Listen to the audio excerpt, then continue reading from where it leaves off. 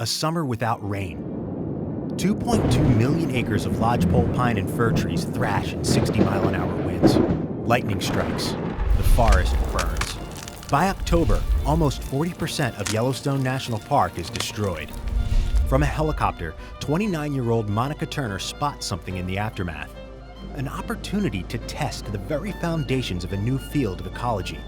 One that promises humankind the ability to predict how nature responds to large-scale disaster.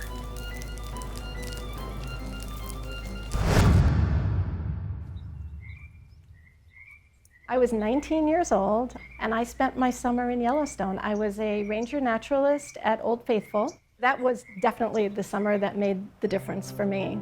Turner grew up comfortable in the urban confines of Long Island and New York City, where she attended Fordham College in the Bronx. But the natural pageantry of one of the greatest national parks in the world would steer her toward a career outdoors, studying a new kind of environmental science called landscape ecology.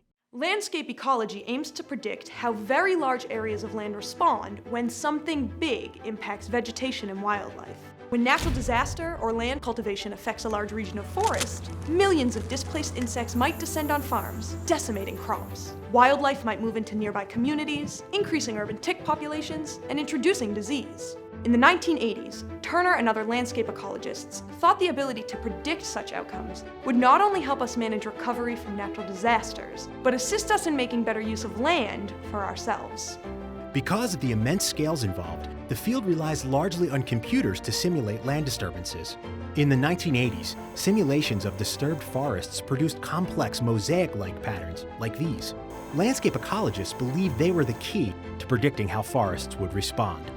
But no one knew for sure how well the computer models aligned with reality.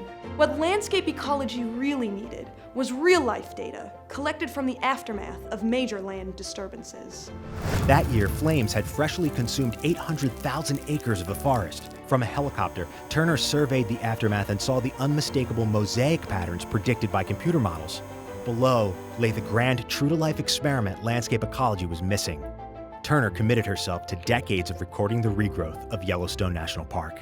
Yellowstone became an annual Turner family tradition that even the kids got in on. They spent summers camping in the hills and canyons while Mom and the team left on long expeditions. This is, places where there's grizzly bears. Even if it's going to be 85 degrees, it can become 40 and be hailing and snowing on you in no time. But the data collection went forward, and with the inhospitable environment came glimpses of nature at its most sacred. We were camping for 4 days, and it was really rainy and cold for the whole time. It never dried out. And the night before we were going to hike out, the weather cleared, and we saw the wolves sitting on a ridge, howling. In the most inaccessible places, Turner found the awesome resilience of life on full display. Areas where it looked like nothing had lived after the fire, the wildflowers and the grasses were sprouting back up. And then the second year, they flowered, and it was beautiful. Turner's 20 years of discovery in the field took landscape ecology from relative obscurity in North America and helped transform it into a consummate force of predictive science, allowing us to build more accurate models of nature and make smarter decisions about land use.